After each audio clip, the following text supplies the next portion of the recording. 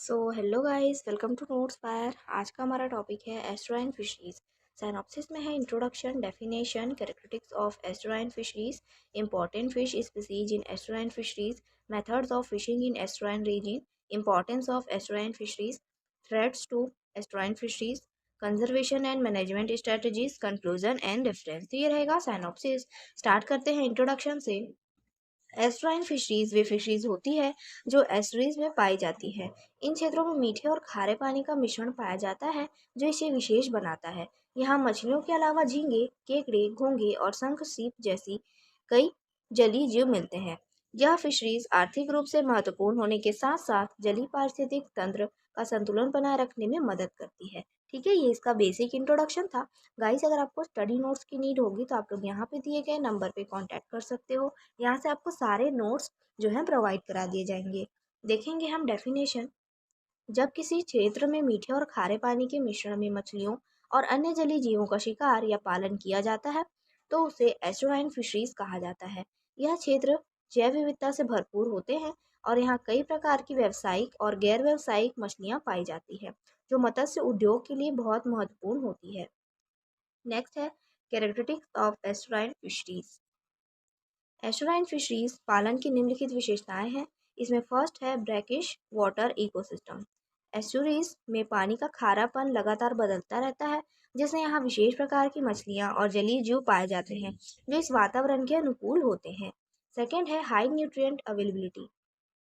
एस्टुराइन क्षेत्र पोषक तत्वों से भरपूर होते हैं क्योंकि यहाँ नदियों से लाए गए सेंडिमेंट और समुद्र से मिलने वाले खनिजों का मिश्रण होता है।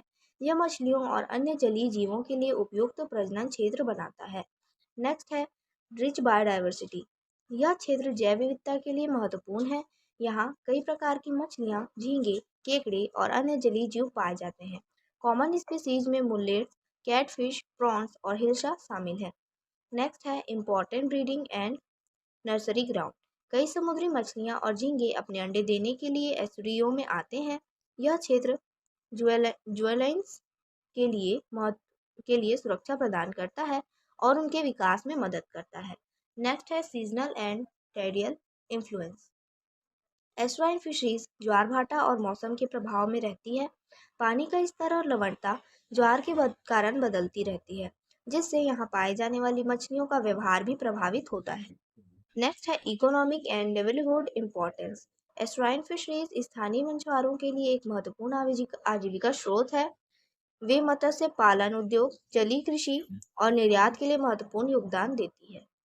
नेक्स्ट है important fish species in estuarine fisheries. Estuarine fisheries में विभिन्न प्रकार की मछलियाँ पाई जाती हैं। इसमें फर्स्ट है हिल्सा। हिल्सा सबसे मूल्यवान और स्वादिष्ट मछलियों में से एक है। यह मीठे पानी और समुद्री जल के बीच प्रवास करती है और भारत तथा बांग्लादेश में बड़े पैमाने पर पकड़ी जाती है। नेक्स्ट है मुल्लेट्स। मुल्लेट्स उच्च सहनशीलता वाली मछलियां हैं जो एस्टुराइन क्षेत्रों में आसानी से पाई जाती है। ये कम लवणता वाले पानी में भी जीवित रह सकती हैं और फिल्टर फीडर होती है। नेक्स्ट है कैटफिश। कैटफिश मुख्य रूप से एस्टुराइन क्षेत्रों में पाई जाती है। यह तलहटी में रहने वाली मछलियां हैं और इनका वाणिज्य मूल अधिक होता है।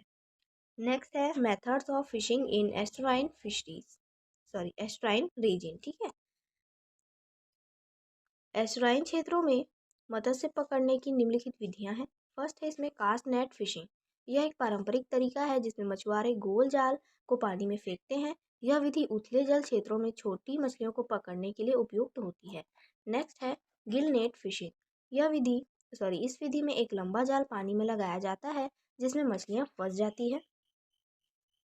यह तकनीक मुख्य रूप से हिल्सा, मुल्लेट्स और कैटफिश पकड़ने के लिए उपयोग की जाती है। नेक्स्ट है ट्रैप फिशिंग। इसमें मछलियों को पकड़ने के लिए बैम्बू ट्रैप्स या बास्केट ट्रैप्स का उपयोग किया जाता है। यह विधि विशेष रूप से क्रैब्स और श्रिम्प्स को पकड़ने के लिए प्रभावी होती है। नेक्स्ट है लाइन फिशिंग। इस विधि में एक हुक और चारा लगी हुई डोरी का उपयोग किया जाता है। यह विधि विशेष रूप से बड़ी मछलियों जैसे सी बास और कैटफिश के लिए उपयोग की जाती है। नेक्स्ट है ट्रॉल नेट फिशिंग। इसमें जाल को नाव के पीछे घसीटा जाता है जिससे बड़ी मात्रा में मछलियां पकड़ी जा सकती है। यह विधि विशेष रूप से श्रिम्प्स और क्रॉकर्स को पकड़ने के लिए प्रभावी होती है। नेक्स्ट देखेंगे हम importance of estuarine fisheries. Estuarine fisheries पालन का निम्नलिखित महत्व है। इसमें फर्स्ट है हाई प्रोडक्टिविटी। एस्टुराइन जल में पोषक तत्वों की अधिकता होती है, जिससे प्लैंक्टॉन्स और छोटे जलीय जीवों की संख्या अधिक होती है। यह मछलियों और अन्य जलीय जीवों के लिए आदर्श प्रजनन और भोजन क्षेत्र प्रदान करता है। सेकेंड है इकोनॉमिक इम्पोर्टेंस। एस्टुराइन फिशरीज कई स्थानीय और अंतर्राष्ट्रीय बाजारों में मछलियों, झींगों और केकड़ों की आपूर्ति करती है, जिससे मछुआरों और मत्स्य उद्योग से जुड़े लोगों को आय प्राप्त होती है। थर्ड है एम्प्लॉयमेंट जनरेशन। मत्स्य पालन, प्रोसेसिंग, निर्यात और परिवहन जैसे विभिन्न क्षेत्रों में लाखों लोगों को रोजगार मिलता है, जिससे यह ग्रामीण और शहरी अर्थव्यवस्था में योगदान देता है। नेक्स्ट है food source. Estuarine fisheries high protein युक्त मछलियों की आपूर्ति करती है, जो मानव आहार के लिए आवश्यक होती है। इनमें ओमेगा 3 फैटी एसिड्स और अन्य पोषक तत्व प्रचुर मात्रा में पाए जाते हैं। नेक्स्ट है ब्रीडिंग एंड नर्सरी ग्राउंड्स।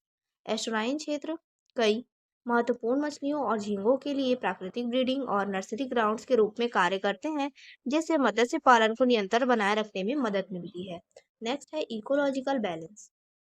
एस्टुराइन जल निकाय पारिस्थितिक रूप से संवेदनशील होते हैं और कई जलीय जीवों के लिए आवास प्रदान करते हैं। यह जैव विविधता को बनाए रखने और समुद्री तथा मीठे पानी की मछलियों के पारिस्थितिक तंत्र को संतुलित करने में मदद करता है।